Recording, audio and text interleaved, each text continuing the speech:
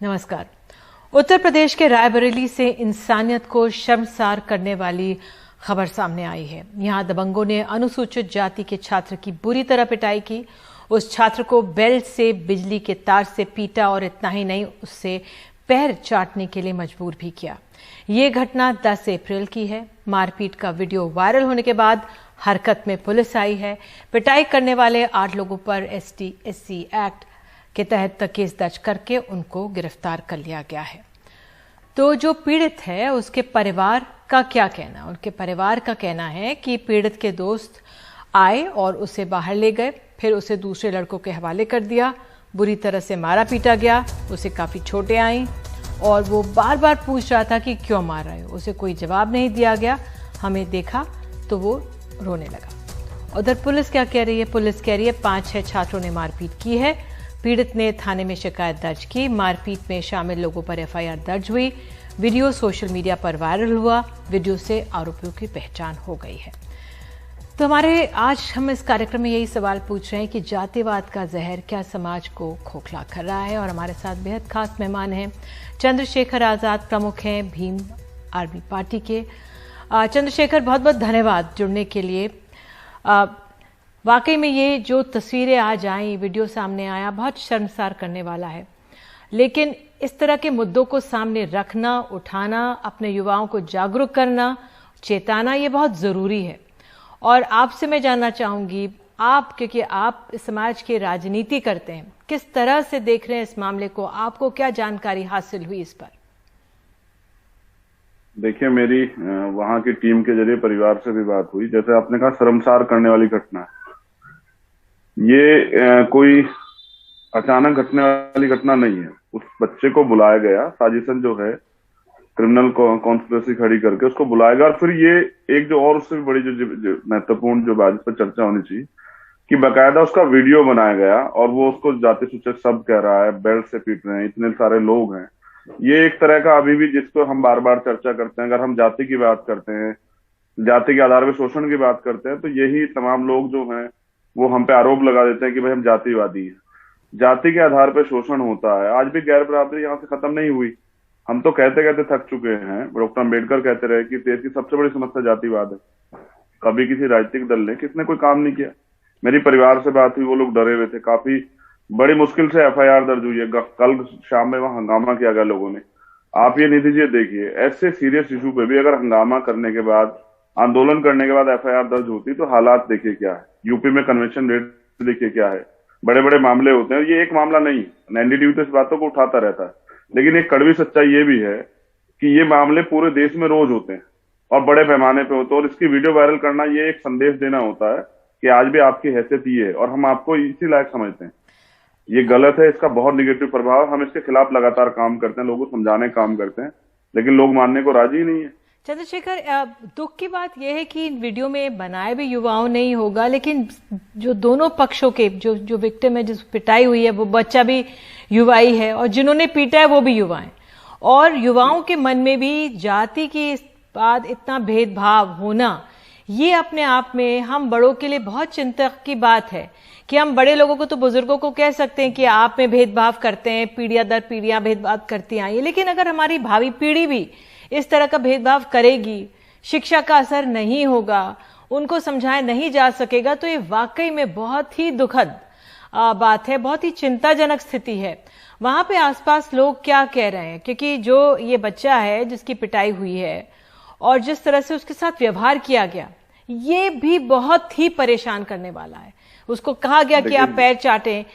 क्या वहां पे आए दिन हम जब खबर आती है ऐसी तो हम उठाते हैं, हम अपना दायित्व पूरा करते हैं, लेकिन इससे क्या कुछ असर पड़ता है जब बार बार ऐसी चीजें सामने आती हैं? देखिए, मैं एक चीज इस पे साफ तौर पे कहना चाहूंगा। फर्क पड़ता है जब आप अन्याय के खिलाफ आवाज उठाते हैं, प्लेटफॉर्म कोई हो, चाहे हमारा प्लेटफॉर्म हो या आपका, फर्क पड़ता है। आम आदमी देखता है, जो झूठ फैला जाता है जातिवाद नहीं है। अच्छा, आप ये देखिए, पीटने के साथ उसको पैर चटवा रहे हैं और उसको कह रहे हैं क्या हमें जानते हो।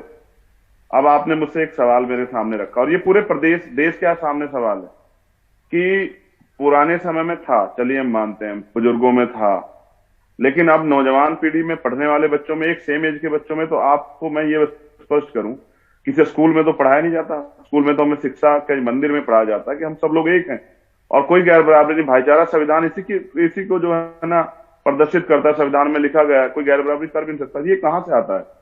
निधि जी, मुझे कहते बड़ी शर्मिंदगी है, लेकिन सच है कि ये हमारे घर से आता है। हमें घर से पता लगता है हम किस जाति के हैं, या फिर जब जाति के आधार पे हमें अपमानित किया जाता है तो हम घर आके पूछते तो हमें पता लगता है। एक 8 साल के बच्चे को, 10 साल के बच्चे को, 15 साल के बच्चे को, जिसका जो पढ़ने के लिए गया है, वो स्कूल में जातिवाद नहीं सीख रहा है।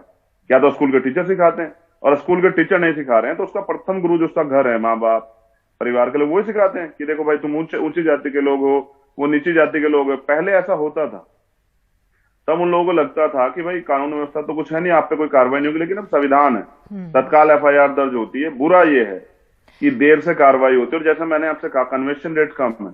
बड़ी बड़ी घटनाएं लंबे समय तक पेंडिंग पड़ी रहती है, मुकदमा दर्ज होता है, एफआईआर नहीं होती, एफआईआर हो जाती तो गिरफ्तारी नहीं होती। इससे अपराधियों के हौसले बढ़ जाते हैं, और फिर जब इस तरह घटना आगे बढ़ती हैं। जी, आपको लगता है कि जिस तरह से सोशल मीडिया में ये वायरल हुआ, उससे एक तरह से प्रशासन पर दबाव पड़ता है, क्योंकि कानून और नियम तो है ना हमारे देश में, और दबाव पड़ता है, और तब जाके कार्रवाई हुई, भले ही लेट हुई, लेकिन ये कार्रवाई हुई। इससे एक तरफ से जो हौसले इस तरह की जो गुंडागर्दी करते हैं उनको भी एक तरह से सबक जाता है, क्योंकि कार्रवाई हुई, केस हुआ और गिरफ्तारी भी हुई। आपको लगता है इसका असर पड़ता है सोशल मीडिया में जब चीजें आ जाती हैं, और जिस तरह से पुलिस ने तब कार्रवाई की, प्रशासन ने कार्रवाई की, तो ये भी एक तरह से राहत है? देखिए, मैं सोशल मीडिया का तो धन्यवाद देता हूं कि पहले बड़े बड़े मामले होते थे गांव में, गांव के आधार पे, ब्लॉक के आधार पे, तहसील में बड़े बड़े रेप, हत्या जैसे मामले होते, सामूहिक बहिष्कार जैसे मामले होते हैं। आज सोशल मीडिया एक ऐसी चीज बन गई कि इसके जरिए वो आम आदमी तक आ जाते हैं, सब लोगों को पता लग जाता है, फिर मीडिया तक आ जाते हैं। मैं ये समझता हूँ, मैं गांव देहात से बिलोंग करता हूँ, हर आदमी सोचता है कि अगर उसके साथ अन्याय हुआ है उसकी खबर बने, मीडिया उसको उठाए, जिससे कि पुलिस पर दबाव बने। तो ये सत्य है कि बड़ी बड़ी घटनाएं छिप जाती हैं। मेरे आज भी याद है, यही यूपी और हाथरस में भूला नहीं उसको, जब मीडिया ने टेक ऑफ किया और मीडिया ने जो है उस बात को, उसका प्रेशर बनाया, तब मुख्यमंत्री को कहना पड़ा कि मैं चाहता हूं जांच होनी चाहिए, ये होना चाहिए, वो होना चाहिए। लेकिन आज भी आपको पता है निधि जी, ना वो जो नौकरी जो मुख्यमंत्री खुद वादा किए, ना वो घर आज तक नहीं मिला उस परिवार को। वो डरना उन्हें चाहिए जिन्होंने अपराध किया, वो डरा वो परिवार रहता, उसके परिवार के लिए सुरक्षा है। तो ये उत्तर प्रदेश नहीं, पूरे देश में। एक बहुत अहम जानकारी मुझे आपको बतानी, देखिए, एक झूठ ये फैला जाता है कि एससी एसटी के मुकदमों का दुरुपयोग होता है। सच ये है कि अब एससी एसटी के मुकदमे कोई वैल्यू नहीं है। 60 दिन तक जब भी आप पुलिस के पास जाओगे तो कहेंगे अभी जांच हो रही है, क्योंकि एससी एसटी के मुकदमे में 60 दिन जांच होती है। उससे बड़ी बात है कि परिवार का, पहले तो पीड़ितों का मुकदमा लिखा जाता, लिखा भी गया प्रेशर में, तो गिरफ्तारी नहीं होती। तब आरोपी जो ताकतवर व्यक्ति है वो झूठी एफआईआर करा देता है या गवाह खरीद ले, सजा नहीं होती। अंत क्या लिखा जाता है, आंकड़ों में क्या आता है कि ये मुकदमा झूठा था। सच ये है कि एससी एसटी अब सिर्फ एक धारा बन के रह गया, स्पेशल एक्ट था जो अब जीरो हो गया है।